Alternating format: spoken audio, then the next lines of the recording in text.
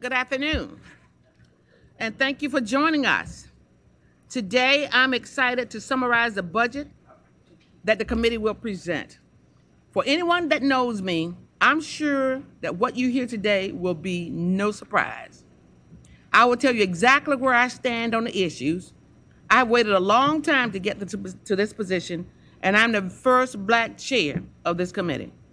And because of my experiences, I hold the areas of education and public safety close to my heart. People of my generation, Black and white alike, were unable to attend school during massive resistance. And I want to make sure that no child is ever denied the ability to have a quality public education or denied the ability to grow up in a safe and supportive community. These experiences have made me stronger and unafraid to stand up to anyone when I believe that what is being proposed is not in the best interest of the Commonwealth. I want a strong Virginia, and I have worked tirelessly to produce a bipartisan budget for the committee. Compromise when it is in the best interest of the Commonwealth and the nation is exceptional. However, I will not compromise when it endangers the Commonwealth's future. In the introduced budget, the governor proposed individual income tax cuts while he increased sales tax rates and expanded the tax base. This reduced revenues by $1 billion. However, this is not sustainable when the JLOC report on K-12 funding pointed out that the current funding formula is inadequate. We must do something to appropriately fund public quality education and retain talented teachers, as the students that pass through our schools are our future leaders. To have adequate funding, this budget retains the new economy sales tax categories related to streaming, digital downloads, and other computer and digital services for individuals. It also applies the sales tax categories to business transactions.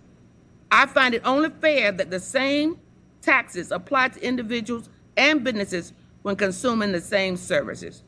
There are things that would traditionally have been taxed prior to digital transformation. You would have paid sales tax when you were buying a CD, when now you have downloads or streams your favorite songs without sales tax. Likewise, a business would have purchased a server for their company to store files and paid sales taxes, while today they are stored in the cloud without being taxed.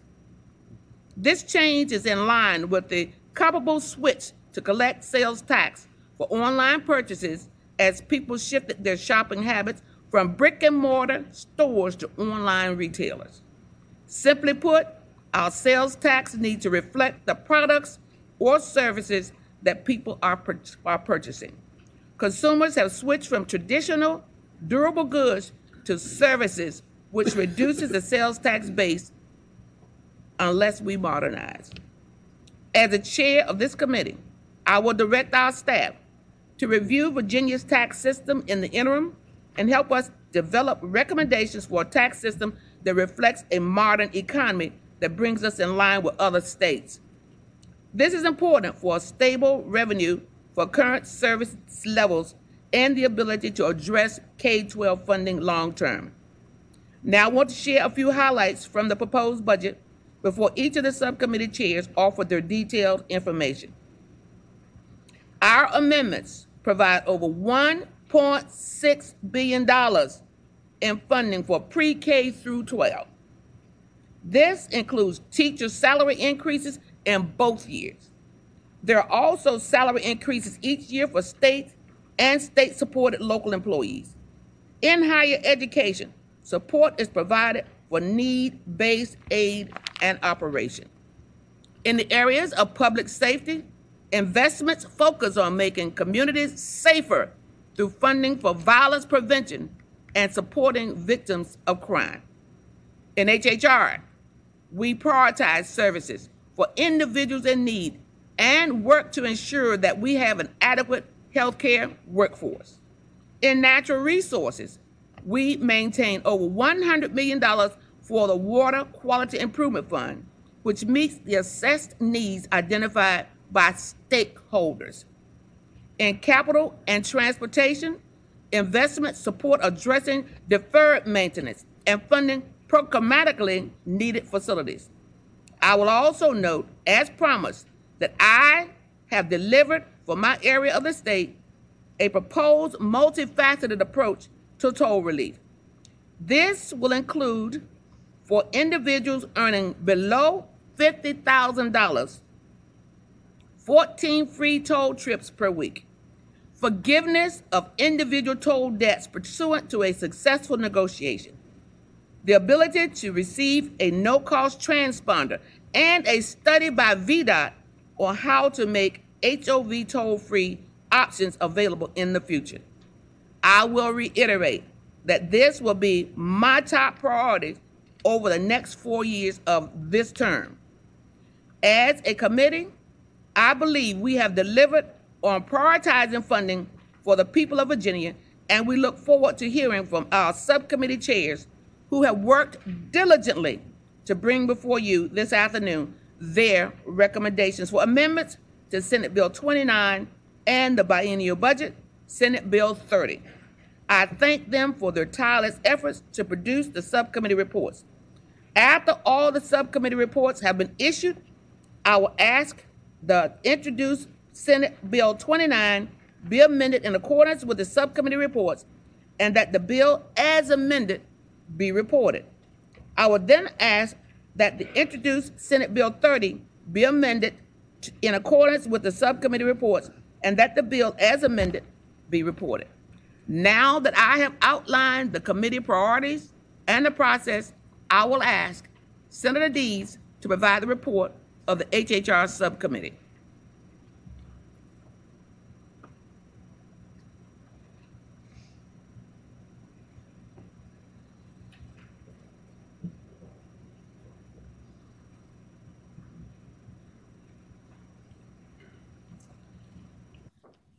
Madam Chair and members of the committee, this year the Subcommittee for Health and Human Resources had several new members, but we continued to work to address the many needs in the Health and Human Resources area. I'm pleased to provide the report of the Health and Human Resources Subcommittee. The subcommittee reviewed the governor's proposed budget for Senate Bill 29 and Senate Bill 30, along with numerous other funding requests to address the needs of individuals receiving services from the Health and Human Resources agencies. While these recommendations we make continue the significant investments in behavioral health and safety net services over the past few years, I can tell you that the needs far exceed the available resources. The subcommittee worked hard to prioritize these recommendations to meet those critical needs. These include addressing the crisis in behavioral health, providing services to people with disabilities, ensuring access to health care, and improving the availability of health care and mental health professionals. The subcommittee's recommendations include a net $54.2 million in additional general fund investments in health and human resources that, combined with the adopted amendments in the introduced budget, total nearly $1.8 billion. Another $150 million is included in central appropriations to help fund, as needed, a slower decline in Medicaid enrollment. With the end of the COVID-19 pandemic, the federal limitation that no one could be disenrolled has expired, and everyone's eligibility for Medicaid must be determined by April of this year. As you know, behavioral health is a very important issue to me. I've worked for many years toward moving the Commonwealth to a robust community-based system that can truly meet the behavioral health needs of the individuals before it develops into crisis. I'm pleased to announce the subcommittee recommendations for behavioral health bring the additional investment in this budget to nearly $130 million from the general fund. Building on significant investments funded by the General Assembly over the past few years, the subcommittee continues those efforts to strengthen the community-based services for so many Virginians in need. The funding includes $26.6 million for community service boards to provide workforce development, increased funding for the STEP Virginia initiative, and to fund staffing for crisis stabilization units. The subcommittee also adopts the proposed enhancements to Medicaid's behavioral health services to ensure that they are evidence-based and provide the most effective treatment for individuals receiving services. The end of the COVID-19 pandemic, and with it the loss of enhanced federal funding for Medicaid, now requires the Commonwealth to meet its commitment to funding its traditional share, which totals over $1.2 billion, general fund, in the adopted amendments. The subcommittee endorses the proposal to add 3,440 developmental disability waiver slots over the biennium, but does modify the implementation to release the slots quarterly to provide time for providers to develop capacity. In addition, the subcommittee allocates $37.4 million from the general fund to increase developmental disability waiver rates to help support the many providers that work so hard to serve some of our most vulnerable citizens. Other subcommittee amendments address provider rates for consumer-directed facilitators, essential durable medical equipment, and dental services. Other recommendations include funding for safety net services as well as investments in our child welfare system to promote alternative foster care arrangements that encourage placement with relatives. As I conclude, let me thank the members of the subcommittee and especially staff for the time they invested in putting this report together. I sincerely appreciate the contributions and efforts of each member of the subcommittee and each member of our staff. With that, I conclude my report for Health and Human Resources. I hope it will be the pleasure of the committee to adopt our amendments, and I so move them.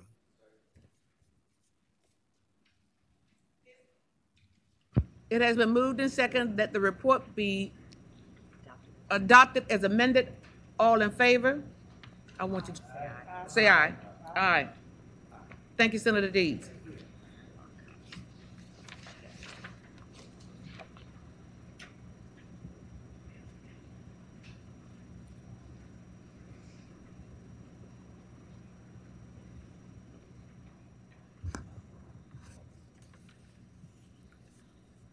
Madam Chair and members of the committee, the Subcommittee on Education has reviewed the governor's introduced budget for education. As the subcommittee developed its recommendations, we focused on how to best support our students, our teachers, and our schools. For K-12, the recent JLARC review of our funding formula demonstrated the need to modernize and update how we fund public education. It also has become apparent that we must do more to address teacher salaries to ensure we have a high-quality system of education for our students. The Senate proposal provides an increase of $1.6 billion over the biennium in general fund support for K-12 and restores literary fund amounts to support school construction. Combined with the policy actions included in the introduced budget from all funds, this is an increase of more than $2.6 billion. For teachers, we recommend investing $402 million to provide a 3% salary increase each year to help us reach our statewide goal of paying at least the national average. For students that require supports, we recommend a similar investment of $397.1 million to provide additional resources to schools with a higher percentage of low-income students and English language learners. For our localities, we honor our prior commitments by providing $400.6 million to fully remove the cap on support positions that was implemented during the Great Recession. We also include $243.1 million to restore the grocery sales tax supplemental payments that the governor removed. Finally, we authorized almost $400 million from the Literary Fund for construction loans, which supplements the $160 million in school construction grants included in the introduced budget. We also recommend funding to increase wraparound services to our students and provide resources for our schools in need through investments in the school breakfast program, the Office of School Quality, and the Community Schools program. Despite these significant investments, our work is not done. This summer, the Joint Subcommittee on Elementary and Secondary Education Funding will begin meeting to identify how we can better support our students and improve our funding formula. We will remain focused on what our students and communities need to succeed. In the area of early childhood care and education, we affirmed the funding provided in the introduced budget to support early childhood care and education and recommend maintaining the current service level in the second year. We have made tremendous progress in our early childhood program, and we remain committed to ensuring parents have access to quality child care across the state.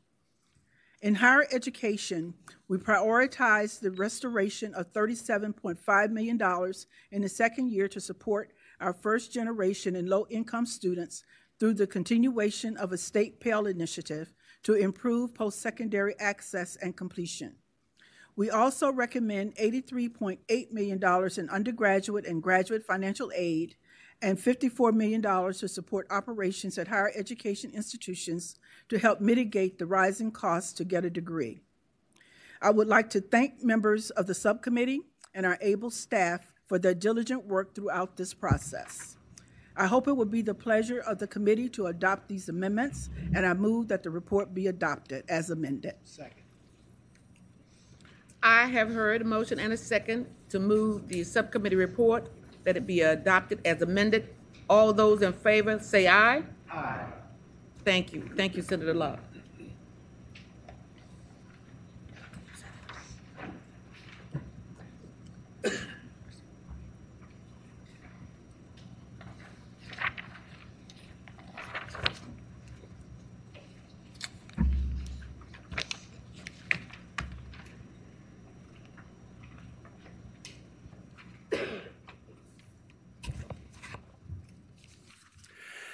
Madam Chair and members of the committee, your subcommittee has carefully, this is the report of the Economic Development and Natural Resources Subcommittee. Your subcommittee has carefully reviewed the governor's introduced budget for the Secretariats of Agriculture and Forestry, Commerce and Labor, Trade, and Natural Resources. We have thoughtfully considered these proposals along with those offered by our Senate colleagues. To ensure that we continue to progress towards connecting all Virginians with broadband, we proposed $29.7 million over the biennium to partially restore funding for the Virginia Telecommunications Initiative. This will position Virginia to meet our goal of affordable, high-speed internet that is accessible to all citizens. Also, in committee, in Commerce and Trade, the subcommittee recommends fully funding existing economic development incentive commitments and providing support for economically disadvantaged communities through multiple community development investments totaling $11 million. Our recommendations include several items to strengthen Virginia's top industry, agriculture and forestry.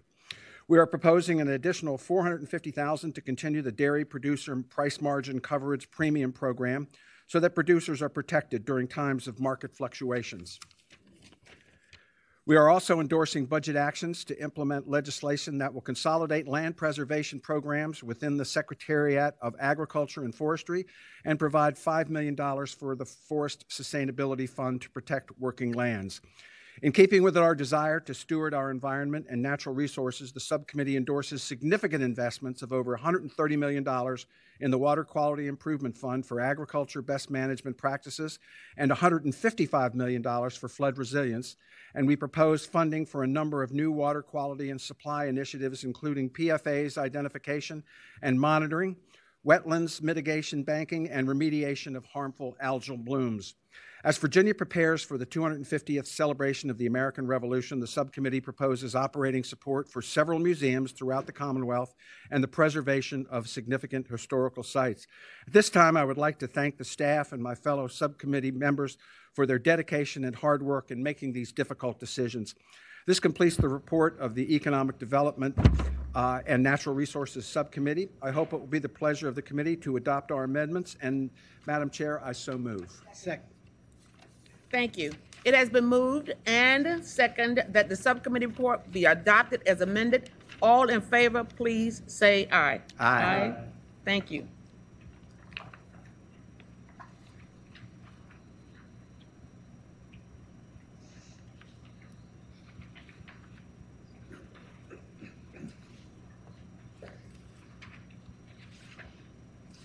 Good afternoon, Madam Chair, members of the committee. The Public Safety and Claims Committee has reviewed the governor's proposed budget for the agencies of Public Safety and Homeland Security and Veterans and Defense Affairs. A major focus of the subcommittee was to build on previous initiatives to make Virginia's communities safer. It is critical to invest in both law enforcement and violence prevention and intervention. To accomplish these goals, the subcommittee recommends an additional $33 million to expand the Safer Communities program, support youth development programs for high-risk youth, and increase aid to local police departments in our communities. As we invest in services to make our communities safer, we must also ensure support for victims of crime. The subcommittee report includes nearly $12 million to sustain the statewide network of victim service agencies. The subcommittee also remains committed to improving conditions in state correctional facilities for employees and inmates.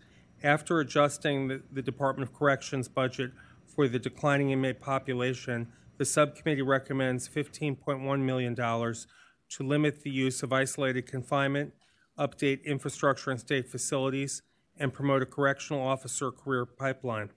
Lastly, the subcommittee report includes resources to establish a retail cannabis market, which ensures these products will be regulated with consumer safety in mind, pursuant to Senate Bill 448. Thank you to the members of the subcommittee and to our able staff. Madam Chair, this concludes the Public Safety and Claims Subcommittee report. I hope it will be the pleasure of the committee to adopt our amendments, and I move the Public Safety and Claims Subcommittee report be adopted as amended. It has been moved and seconded that the subcommittee report be adopted as amended. All in favor of that motion, please say aye. Aye. Thank you. Madam Chair, members of the committee, the General Government Subcommittee has reviewed provisions of Senate Bills 29 and 30 for the portions of the budget that fall under its jurisdiction.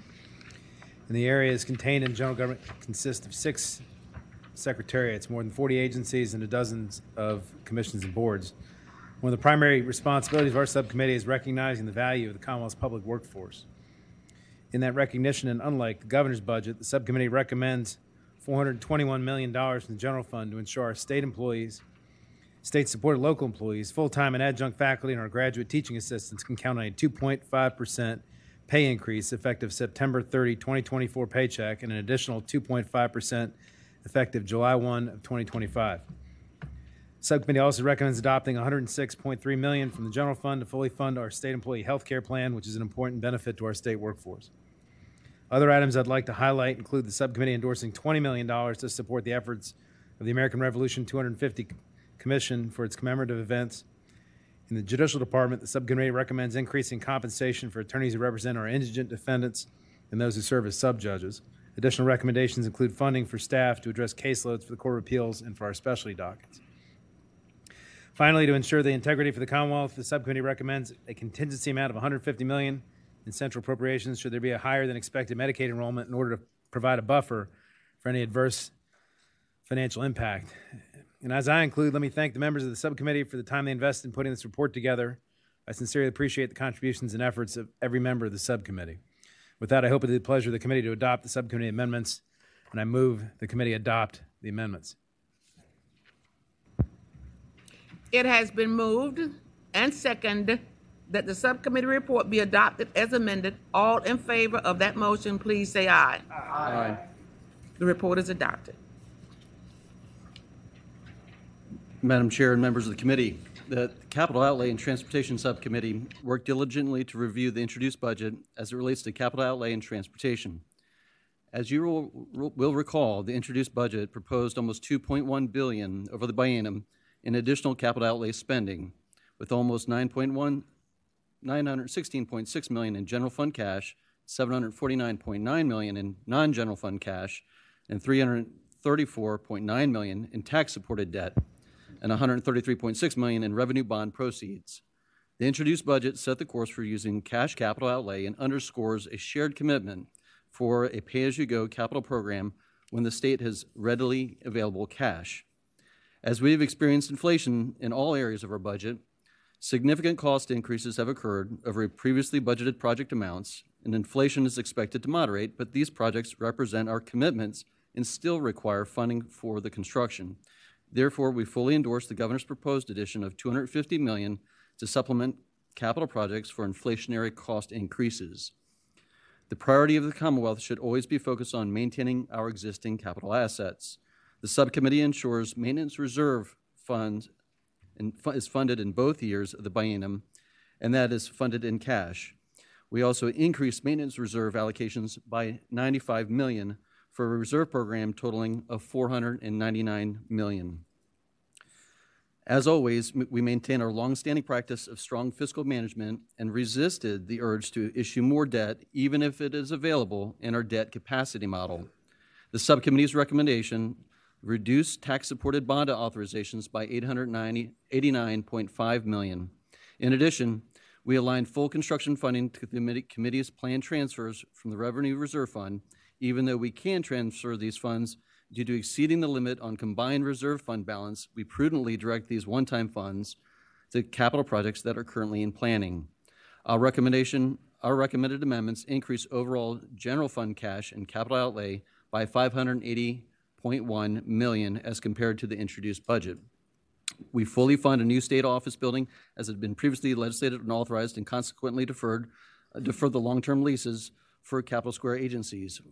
We authorize full construction for Norfolk State's Fine Arts Building, Virginia State's Urban Agriculture Center, and critical waterproofing projects, and Christopher Newport's Modern Plant Operations Building. We recommend inclusion of 7 education projects for detailed planning and 5 education projects for pre-planning.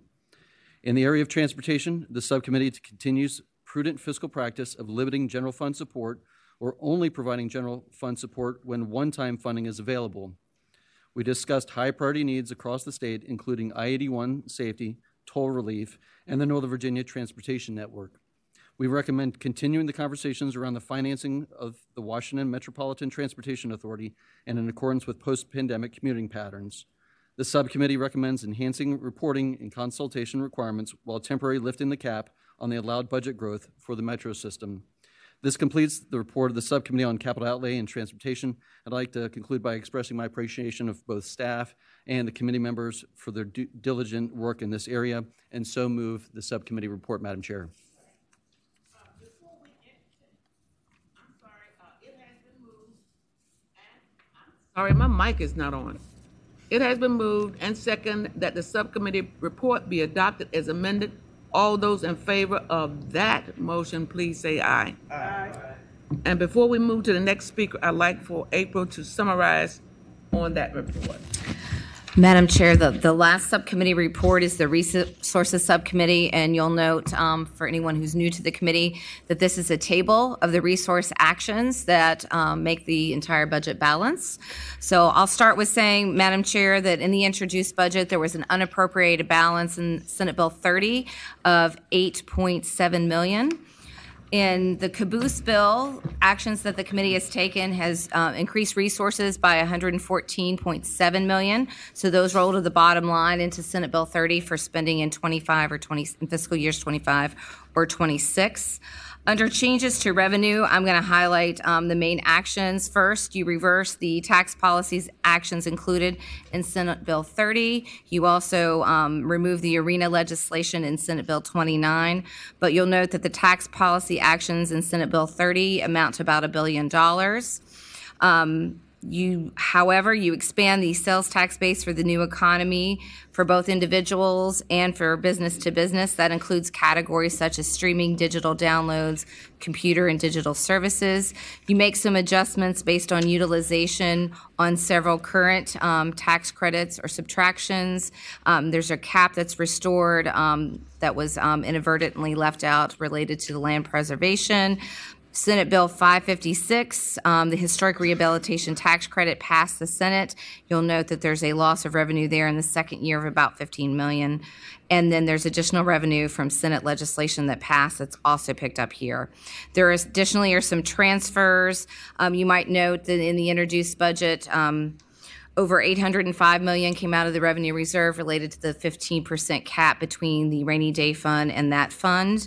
The Senate budget does this a little different, or the committee budget does a little different, and it's actually an amount of $722.9 million, and it corresponds with matching one-time spending so that those resources are not spent for ongoing items.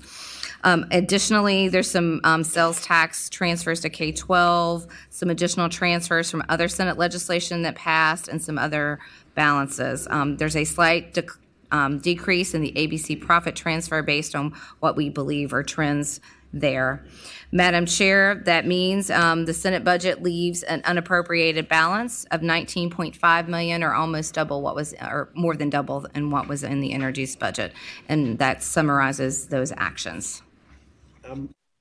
Yes, can I get a motion, please? I will move that the Resources Subcommittee amendments be adopted. Second. It has been moved and seconded that the subcommittee report be adopted as amended. All in favor, say aye. Aye. I need a motion on the budget. Okay, now I need to get another motion. Madam Chair, I move that Senate Bill 29 be adopted as amended. Second. It has been moved and seconded that the subcommittee, that the budget be adopted as amended. All those in favor, please say aye. Aye. Oh. I need to have an electronic vote on that one. Now we are official. Ayes 15, no zero. Ayes 15, no zero. Madam Chair, Senator Dees. I move that Senate Bill 30 be adopted as amended. Second.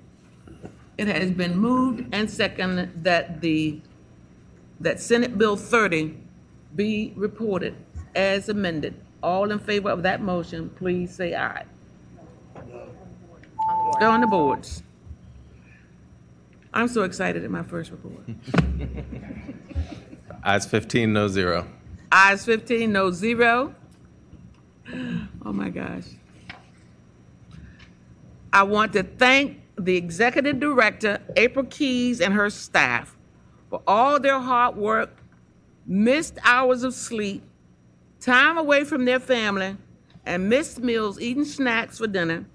I want you all to join me in applauding them for their hard work.